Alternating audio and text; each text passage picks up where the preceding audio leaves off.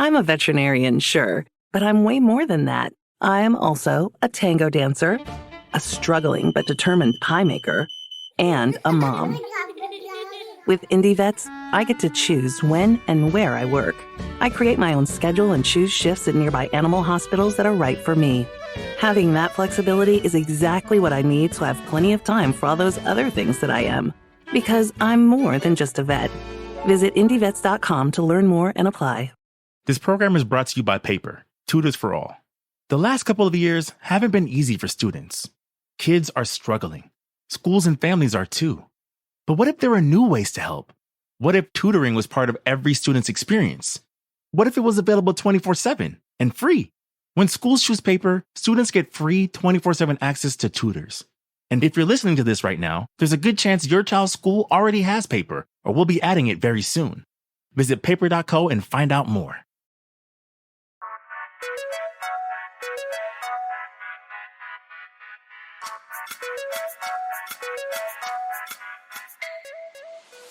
Welcome to the Hypothalamic Amenorrhea podcast.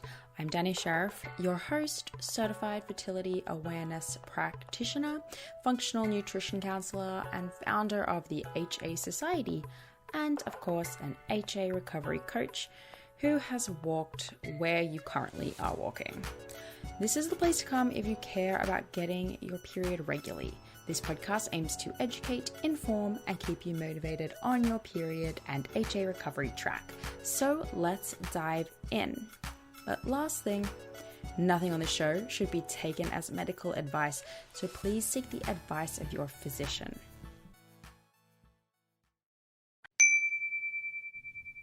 So over a year ago, I created something called the 7-Day HA Recovery Commitment Challenge, and I've been running it for over a year. It was this free email-based challenge, so lots of reading, but you would get an email every day for 7 days to help you overcome and tackle the different but important areas that you need to be checking off in order to get your period back. Now, over time, I have collected some really great feedback, and upon working with all of these wonderful, amazing women, really started to learn even more about what works and what doesn't.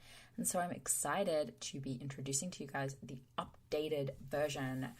It's called the 7-Day HA Recovery Kickoff, and it is totally designed to help you not just commit to the process and have all of your ducks in a row in terms of important factors that need to be tackled and issues that need to be overcome in order to get your period, but the whole thing is now based in video. So you can listen/watch, and every day for 7 days, we will tackle nutrition. There's actually 2 days of that because it's so big.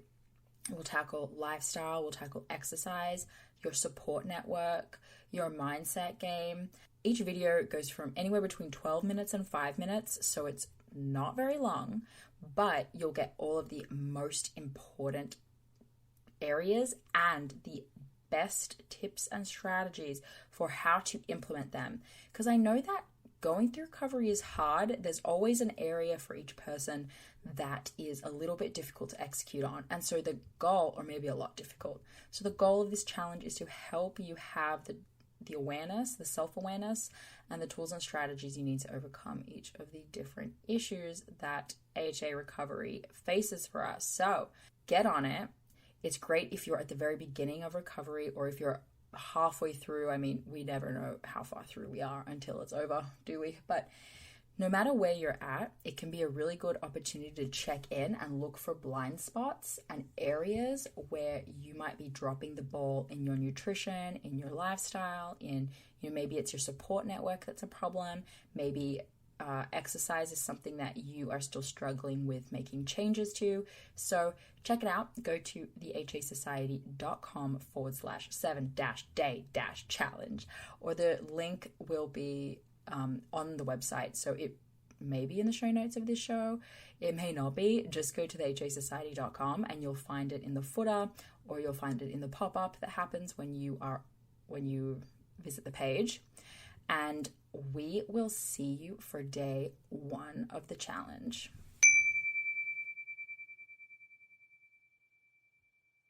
Hello, welcome back to my channel. I am talking to you today about PCOS versus HA. So I have done podcast episodes and written a blog post about this, but I also wanted to make a YouTube video about it because it's a really important, very common topic, right? So many women who have HA have been originally or at some point diagnosed with PCOS by a doctor. And this is so interesting to me because it's so common and I can see where it's coming from, but it just shouldn't be happening. So I'm going to break it down for you a little bit right now, okay? The main similarity between PCOS or polycystic ovarian syndrome and hypothalamic amenorrhea is that both come with menstrual irregularities. But the truth is that that is where the buck stops. So let's go over the main differences that we see and how you can identify them. The first difference is you either have a period or you don't have a period, right?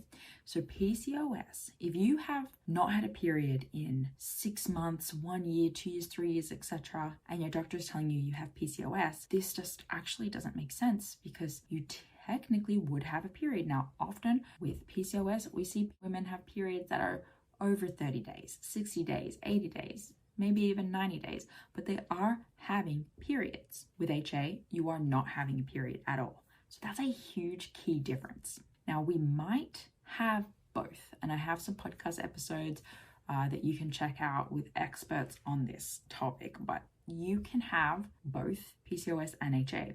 The thing is, you need to deal with the HA first in order to get to the PCOS. Like, imagine there's a landslide and an injured skier is stuck inside of a cabin, and there's a landslide and now they're underneath layers and layers of snow. Before you can get to that injured skier to help them, you first need to get through the layers of snow to even get to them, right? We need to get your period back so we can then address the challenges that we're seeing caused by the PCOS. So there's that. Difference number 2 is follicles on the ovaries. So this is where a lot of the misdiagnosis comes in, I believe, is that we go to our OBGYN, we get an ultrasound and they see a bunch of follicles and they're like, oh, she has a lot of follicles, she's not having regular periods, so it's probably PCOS. The thing is, it's not uncommon if you have HA to have lots of follicles. The difference is that no follicles are being brought to maturity and you're not ovulating, but you can have lots of follicles.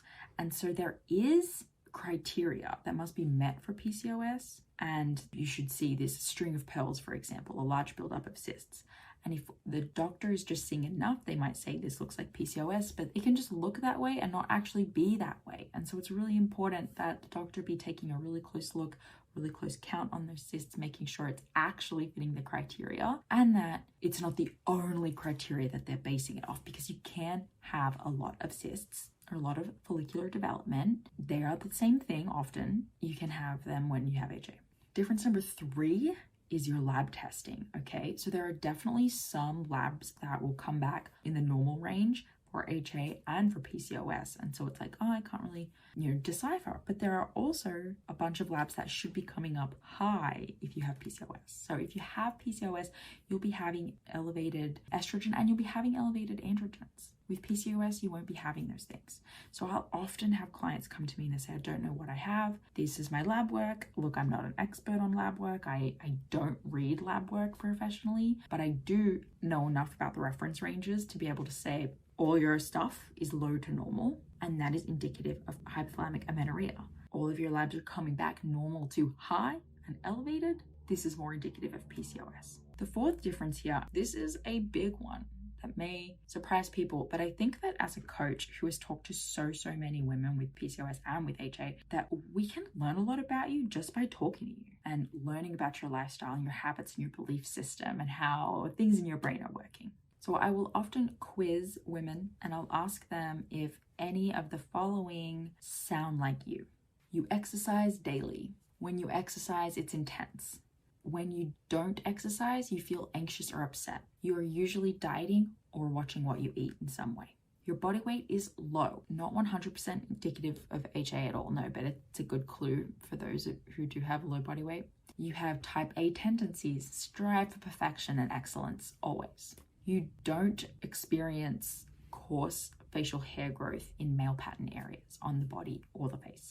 You have not had a period in 3+ months, and this is not something that regularly happens to you, right? So like maybe if you're getting a period exactly every 3 months, every single time, maybe we'll look a bit at PCOS there, but suddenly it's been 3 months and it's nowhere in sight. This isn't a regular occurrence for you. These are all clues that tell me, okay, those lifestyle factors, those behaviors, they are very HA indicative. Those behaviors can be developed by people who have PCOS because the doctors, the recommendations are often to do things like lots and lots of exercise and intensely watching what you eat and eating in a very specific way. But for the most part, if that's not where you're coming from, this is a big clue about HA. The HA Society is taking clients. Coach Ashley and I work one-on-one with HAers, as we call you, to help you figure out a plan and, of course, implement it and stay accountable. Whether you've worked with a health practitioner already and you just want to stay accountable and strategic with the plan that they've laid out for you, or you want to start from scratch looking at all the aspects of your recovery needs and to create a game plan to reach those needs, then we are definitely your girls. When you sign up to work one-on-one with one of us, we're going to go over your history, your biggest obstacles, ensure that we're taking into account your specific goals, and start making a plan to reach them. So those goals could be getting your period back, could be getting pregnant, could be getting back to exercise or sport, or simply working on your mindset around your body image and long-term recovery. We also can teach you the fertility awareness method. So if you want to learn that so that you have the skills you need to go out into the world on your own without fear of getting HA again, we have got your back. So our coaching packages are either weekly or bi-weekly and only a month at a time commitment. So you're not paying tons and tons of money for 5-6 months. It's month to month, which is awesome. Makes perfect sense for period recovery, right? So to learn about other women's experiences working with us and to apply for a coaching spot, plus ask any questions that you might have before getting started, just go to thehasociety.com/coaching. So a few lifestyle factors when I hear this, I think maybe you do have PCOS, is that you don't exercise out of compulsion. You don't have type A or obsessive tendencies. Your body weight is not too low. Not that that's 100% indicative. You do experience coarse facial and body hair growth in male pattern areas, and you have had a period regularly. And those are just the lifestyle factors alone. There are more, right? Skin breakouts, signs of high estrogen, right? When you don't have a period, you have very low hormonal production. So typically you're very dry vaginally. Typically you won't see changes in skin and body odor, greasiness, things that are common in people with high hormone activity. If you are seeing those things and thinking, oh, PCOS. Now, through the process of recovery, we typically go from no hormone symptoms to having some, which is great, and that's a marker of progress and something we use to see if you're on the road to recovery. But we can quickly see if you're having symptoms of too much of this hormone production. And at that point, we might be like, oh, resolved your HA, but maybe we're also seeing PCOS symptoms, if that makes sense. I hope it does. If it doesn't, let me know in the comments and I will try to elaborate. So I mentioned at the beginning what it means if you have both, right? That we really want to be addressing the HA in order to address the PCOS. But the thing is, the good news is that regardless of whether you have one or the other or both, right? Maybe you have both, maybe you just have PCOS, maybe you have HA and you still are not convinced by this video, which one might be for you. The good news is the protocol is largely the same, okay? I do not prescribe to, if you have PCOS, you should over-exercise and go full PCOS diet, yada, yada. I actually don't prescribe to that. And in HA, I don't prescribe to absolutely zero exercise and eat tons and tons of junk to get your period back. No, for both, it's all about self-care. It's all about stress management. It's all about including highly nutritious, important foods in your diet that balance blood sugar, that manage stress, cortisol, that have you not hyped up on stimulants. I'm all about for either seeing your nutritional intake overall. Are you having carbs, proteins, and fats, and are you getting them from a variety of different foods, or are you like always eating the same thing? Are you restricting certain things? The principles are actually very similar. We just have lots of different levers for balancing our hormones, lack of a better term, for restoring health, for getting an optimal healthy menstrual cycle. Truthfully, the levers are the same for many, many conditions. And it's all about looking at the individual, their lifestyle, their behaviors, their symptoms, and figuring out which levers do we pull. So regardless of whether or not someone has HA or PCOS, I'm looking at their symptoms and I'm pulling levers. I'm not looking at them as just one diagnosis and saying you have HA, so we pull all these levers. You have PCOS, so we pull all of these levers. No, it doesn't actually matter which one you have. I'm going to be looking at you and the symptoms that you have and the lifestyle behaviors that you have and making a protocol based on that. So I think it's really important to note, right, that regardless, you're an individual and you should be looking more at your symptoms to help than just your diagnosis and what do people do for that. Because the truth is, if you go down the PCOS route and just like calorie restrict really hard, you're gonna end up with HA anyway. So like that's just not sustainable, and it's not sustainable for many, many people. And same the other way around, right? If you go fully all in and eat to maximum discomfort forever, well, that's not sustainable either. Both of these things they just need to be managed. They need to have sustainable ways. So I hope that this video was helpful, that you have some clarity on whether or not you have PCOS, HA, or both, and how you want to handle it. If you would love any help with that, we do HA recovery coaching. You could work with myself. You could work with one of my co-coaches. You can learn more about that at thehasociety.com/coaching. Otherwise, please post your questions below or find me on Instagram at the HA Podcast and at Danny Sheriff. And I'd love to chat with you and help out in any way that I can. And don't forget to subscribe to this show, give us a thumbs up, and check out our podcast, the Hypothalamic Amenorrhea podcast. Bye. Thank you so much for listening today, guys. Please subscribe to the podcast, and if you could head to iTunes specifically and leave a rating or review, that would help so much because it makes it easier for other people with HA who are Googling around to find the podcast really easily. So if you do that, you're doing a service to all of the women. This podcast is brought to you by Paper, Tutors for All. When students struggle at school, finding a tutor can make a real difference. But tutors are expensive and most families can't afford one. What if that changed? What if tutoring was affordable? What if it was free? What if it was available 24/7 in multiple languages? Now it is. With Paper, schools can offer every single student free 24/7 access to tutoring.